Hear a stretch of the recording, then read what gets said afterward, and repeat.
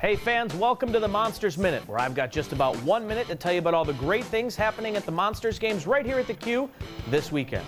Let's start with Friday night, where the first 5,000 fans are going to get their very own Mullet Brothers glasses presented by Unique Home Solutions. Saturday is also a Dollar Dog and Soda night presented by Sugardale and Pepsi. Hey Nick, we got the 5,000 glasses ready for the 12th? What number was I on? Sorry.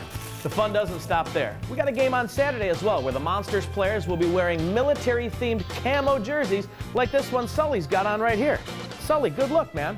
We're going to give you a chance to wear them as well. How? With live and silent auctions throughout the course of the game, you might just take one of these home. But that's not it.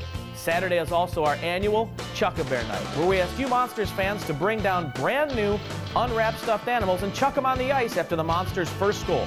Then we'll pick them up and give them to local children's charities right here in Northeast Ohio. That's a whole bunch in one weekend. Glasses, jerseys, and bears, oh my.